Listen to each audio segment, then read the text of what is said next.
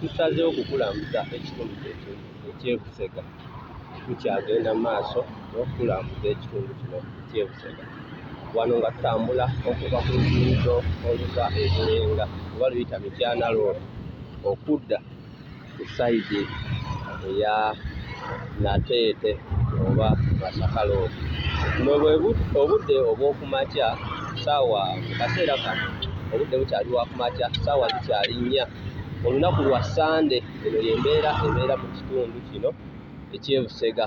Twagala kikulambuza Sande Busega afaanana atya, era y'ono Busega w'afaana ku lunaku lw'Essande obudde obw'okumakya. Y'ono Busega w'afaanana. Eno era wundi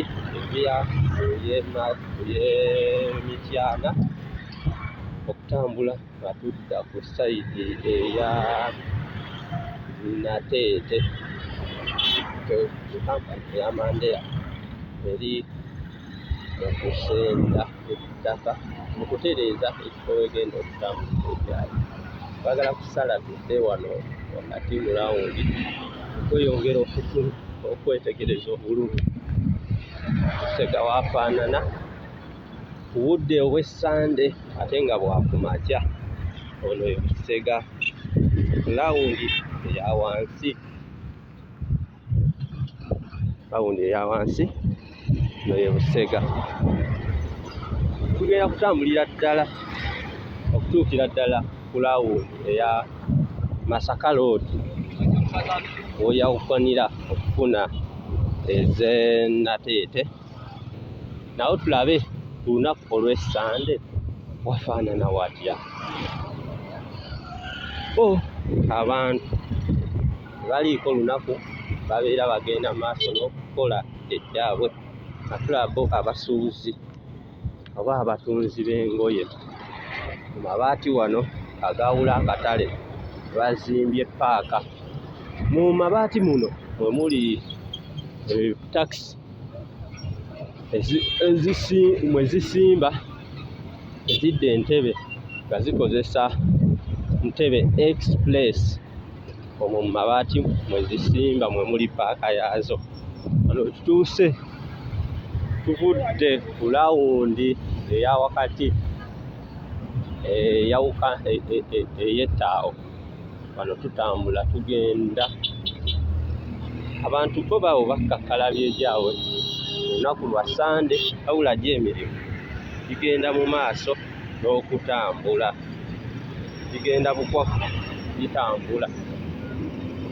Abantu weyolekera okuva kano ke katale abasuubuzi ke bakyakoleramu oba kayite akakadde ke baagala okubajjamu batandike okukolera mu katale kali akapya akali okuzimbibwa ku mulembe ak'omulembe ddala akali mu kuzimbibwa, era nga n'ekkubo erigendayo gye buvuddeko Ssaabaminisita wa Uganda Robinah Nassani yagaana okugulawo akatale kano olw'embeera ey'ekkubo yalimu.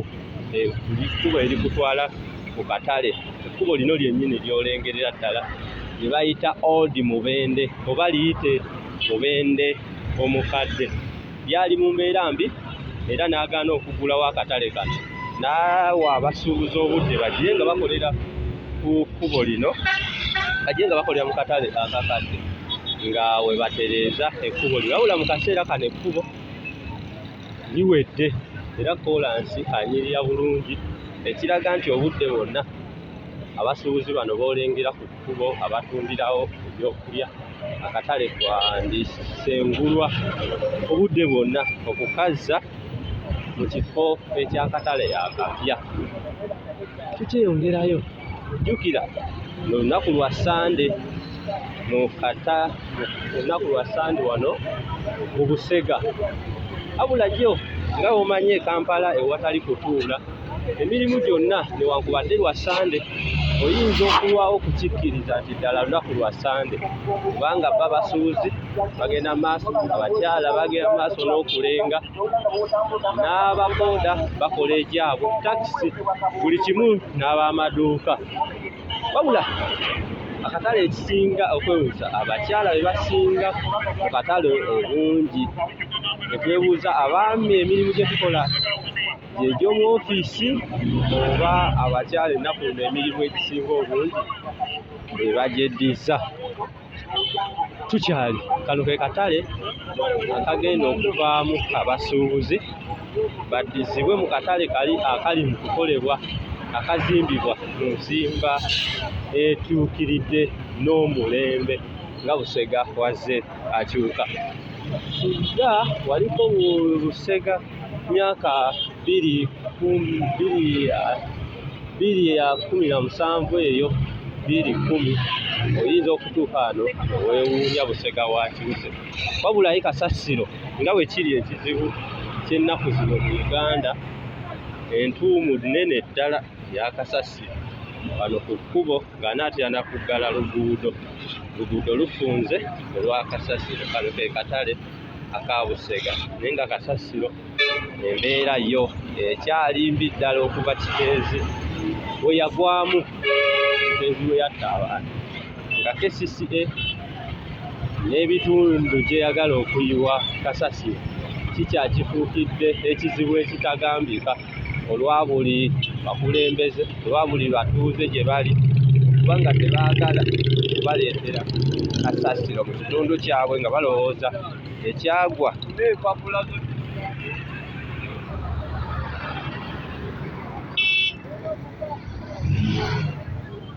nga bagamba ekyagwa mu bitundu eby'Ekiteezi nabo kyandibatuukako. Tukyali wano mu katale ak'e Busega. Wano tutuuse tugenda tusemberera laawundi yennyini eya Masaka, Busega Masaka esinga okumanyikibwa ennyo. Era bw'oyogera laawundi ez'e Busega abamu bayinza obutazaawula nti e Busega waliwo laawundi eziwerera ddala 3, okuli eya Masaka, okuli ey'amakkati awo makkatikati ewali ng'ogenda oyingira ettaawo, ate ne laawundi eya Mityana eyawula Mityana ku bypass n'egatta wano. Eno ye laawundi eyasookerawo ddala era yesinga abantu abangi okugimanya, eya Masaka, Busega, Kampala, ate Namboole, Mityana. Eno ye laawundi gye tuliko olunaku lwa Sande, wabula tulaba ab'ebyennyanja bagenda maaso n'okukola, ababutale bonna bagenda maaso n'okukakkalabya. Era nga laawundi olunaku luno olw'Essande gwonga e Kampala waabeera abantu tebawummula, basigala bakola. Era eno laawundi tumaze okugisalamu. Wano wentuuse, wano woolengera we wayita ku byennyanja, ebirimu gyabo ebyennyanja ne bagikakkabiza bakolera emirimu egyabwe. Era eno laawundi eno ekkubo ly'olengera ly'olaba litunuddemu ye laawundi weeyawukanira okugenda e Nateete, Kibuye, Nalukolongo, ab'Emmengo. Eyo y'ekkubo ly'oba oyina okukwata, era nga bwe lityo lifaanana ku lunaku olw'Essande. Kati twolekera kankuzzeeko ku kkubo erya Masaka Road. Abangi gye basibuka anti munne mu njogera y'abannamasaka bagamba beefuga dda ekibuga nti be bajjudde mu kibuga.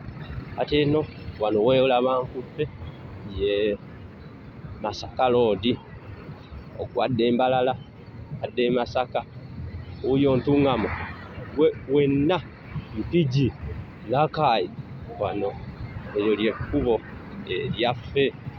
Nange nno munne nkwata kkubo eryo paka ntolekera bwe ntyo eŋŋenda ewaffe Kamengo. Eryo lyekkubo eryaffe era lyonna liri bize ng'era wo Kampala waabeera. Oyo ye Masaka Road, Masaka Road. Era ye asigala ali bize. Tulengerako yadde olunaku lwa Sande tumulengerako kajjaamu akatonotono okwawukana n'enguudo ze tubeerako okuli Express okole Mityana Road n'oludda Namboole. Ye era Masaka Road aliko ku kajjaamu akatonotono. Bwetyo lawundi wetugimazeeyo era wano nfundikira okukuzza ku Mityana Road gye twasimbudde. Tovaako ku Spotlight News Media Ekizza Peter ajja kulambuza ebitundu eby'e Kampala wakati mu kibuga ne ebitundu ebyetoolodde. Tiwootuukawo oba waddembe okukwata aka vidiyo n'onyiga Busega oba amakubo ago gakubuzaabuza, sobola okulaba vidiyo eno nesobola okukuwa location entuufu wa y'olina okukwata. Kati nkuziza ku Mityana Road. Mityana Road ng'omuntu adda Mubende, Mityana, adda Bujuuko, Bulenga, adda Kisamula. Luno lwe luguudo lwammwe. Weebale kugoberera wano ku Spotlight News Media era tujja kubeera nga tutambula mu bifo eby'enjawulo. Omuweerezaawo Kizza Peter, Spotlight News Media, lambula ekibuga, lambula ebitundu eby'enjawulo.